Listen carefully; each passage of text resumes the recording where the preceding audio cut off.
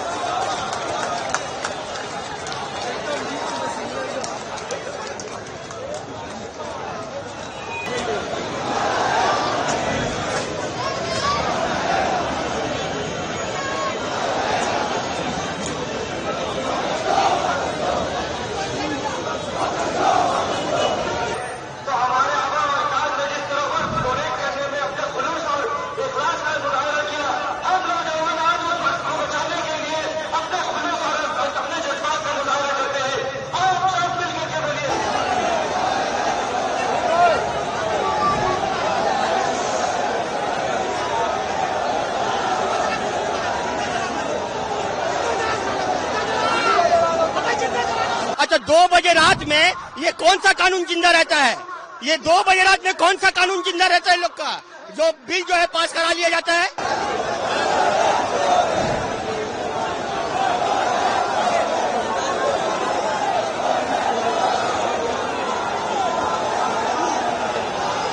मुसलमानों के फायदा के लिए हमने ये कानून लाया है।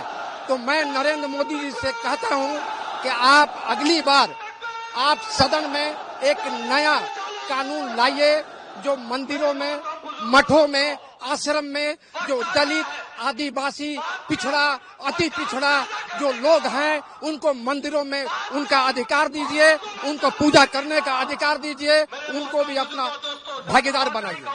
कि ये बिल जो है बिल्कुल मुसलमानों के खिलाफ है और ये बिल सही नहीं है। मुसलमानों से अगर मोहब्बत होती मोदी जी को तो मुसलमानों के एजुकेशन पे बात करते, हेल्थ पे बात करते, इस तरीके से जो चीज उस पे बात करते। आप बार बार मुसलमानों के खिलाफ ऐसा क्यों कोई चीज लाते हैं जिससे मुसलमान समुदाय भड़क जा रहा है?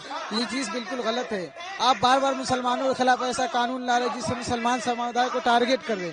आप एजुकेशन पे बात कीजिए, आप देश में नौजवान बेरोजगार उस पर बात कीजिए, बीमारी पे बात कीजिए, लेकिन आप उस पर नहीं बात करते। कभी तिल पर तलाक लेके आते, कभी राम मंदिर लेके आते, कभी आप स्टूडेंट को रास्ते पर उतरने में मजबूर करते। आप देश के प्रधानमंत्री, आपको तो सबको लेके चलना था, लेकिन आप मुसलमानों के खिलाफ बार बार कानून बना रहे हैं। तो ये कानून बिल्कुल गलत कानून है।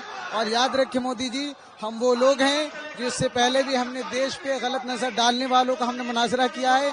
हमने उसके सामने डट के खड़े हुए और इस बार भी पूरी ताकत से हमारी पूरी जमीयत, हमारे पूरे भाई और हमारे पूरे उलमा, हमारे हिंदू भाई भी, हमारे सिख भाई भी, जो भी है इस देश का वासी है, सब इस बार इंशाअल्लाह पूरी ताकत के साथ इस जालिम हुकूमत को जवाब देने के लिए तैयार है। इससे पहले भी हमारे अकाबिर ने इस मुल्क को बचाया है और इंशाअल्लाह ताला इस बार भी इस मुल्क को हम बचाएंगे और पूरी ताकत से, अपनी जान से, अपनी माल से, अपनी इज्जत से इस पूरे मुल्क की हिफाजत करने के लिए हम तैयार हैं इंशाअल्लाह ताला। सबसे पहली बात आपके मीडिया के माध्यम से तो मैं ये कहना चाहूँगा कि आज हिंदुस्तान में एक ऐसी सरकार है जो सरकार जिन लोगों को जो बिल नहीं चाहिए वो सरकार लेके आती है। लोग बोल रहे हैं, चिल्ला रहे हैं कि हमें ये ऐसा बिल, ऐसा कानून नहीं चाहिए, लेकिन वो लेकर के आ रहे हैं। जैसे मिसाल के तौर पे किसानों के लिए बिल लाया गया, किसानों को नहीं चाहिए वो बिल, किसानों ने प्रोटेस्ट किया, वो बिल को उनको वापस लेना पड़ा। मुसलमानों के लिए 3 तलाक का बिल लेकर के आए, मुसलमानों को नहीं चाहिए, हम अपने शरीयत के कानून पे चलना चाहते हैं। लेकिन कुछ मुसलमान जिनको इन लोगों ने खरीद लिया है उसको मीडिया के सामने ला करके वो वो बताना चाहते हैं कि ये जो 2-4 मुसलमान जिनको उन लोगों ने खरीद लिया है, यही एक्चुअली सब मुसलमान के नुमाइंदे हैं जो है। ऐसा नहीं है। आज जो वक्फ बिल इन लोगों ने लाया है, जो लोकसभा में पास किया गया जो है, मैंने कल अमित शाह का भाषण देखा। अमित शाह बोल रहे हैं कि वक्फ जो है कोई गैर मुस्लिम उसमें वक्फ नहीं करेगा। मैं कहना चाहता हूं कि जो गैर मुस्लिम लोग हैं वो क्यों वक्फ करेंगे? वक्फ जो है मुसलमान करते हैं, लेकिन वो बोलते हैं कि ये मुसलमानों का जो वक्फ बोर्ड है उसमें गैर मुस्लिम, क्रिश्चियन कोई भी वहां पे आ सकते हैं। तो मैं कहना चाहता हूं कि किसी भी बोर्ड में जो एक धर्म विशेष का बोर्ड है, उस धर्म विशेष के बोर्ड में दूसरे धर्म के लोग कैसे अपॉइंट किए जा सकते हैं? जैसे कि मठों में क्या मुस्लिम को अपॉइंट किया जा सकता है? उनकी कमेटी में, उनके बोर्ड में क्या मुसलमान को अपॉइंट किया जा सकता? क्या सिखों के गुरुद्वारा की जो कमेटी होती है उसमें क्या मुसलमान या हिंदू को अपॉइंट किया जा सकता? नहीं किया जा सकता। ठीक उसी तरह से हिंदुस्तान में जो वक्फ बोर्ड जो हमारा है, वक्फ बोर्ड में किसी भी तरीके का जो नॉन मुस्लिम है उसको एक्सेप्ट नहीं किया जा सकता।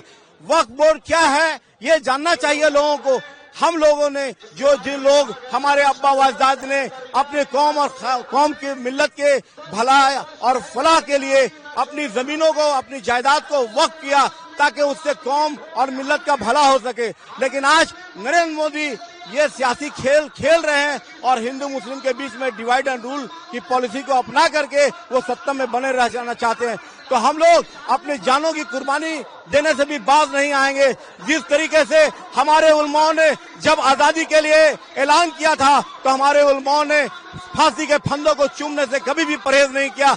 हमारा इतिहास कुर्बानी से भरा पड़ा हुआ। मुसलमान सबसे पहले कुर्बानी देने के लिए आगे रहेगा। जिस तरीके से पाकिस्तान के खिलाफ वीर अब्दुल हमीद ने टैंक में अपने आप को उड़ा दिया था, ठीक उसी तरीके से हिंदुस्तान को बचाने के लिए, संविधान को बचाने के लिए, अपने देश को तरक्की पे लाने के लिए हम लोग अपनी जानों की कुर्बानी देने के लिए कभी भी बाज नहीं आएंगे। आज जो ये प्रोटेस्ट का जो मामला हुआ है, ये क्यों हुआ है? ये मुसलमानों को जख्म दे दे के आज उसी जख्म में नमक छिड़क दिया। ये बाबरी मस्जिद हम लोग से छीन लिया गया है, ये ट्रिपल तलाक का बिल पास कर लिया। अच्छा, 2 बजे रात में ये कौन सा कानून जिंदा रहता है? ये 2 बजे रात में कौन सा कानून जिंदा रहता है लोग का? जो बिल जो है पास करा लिया जाता है। आदमी को बेवकूफ पा गया ना क्या? आदमी इतना कमजोर है? हम लोग भी चूड़ी पहन के नहीं है। गवर्नमेंट को बता दीजिएगा कि लब्बैक अगर कहेंगे तो मुसलमान एक मुसलमान अपना जान देने के लिए कुर्बान हो जाएगा। प्रभात खबर।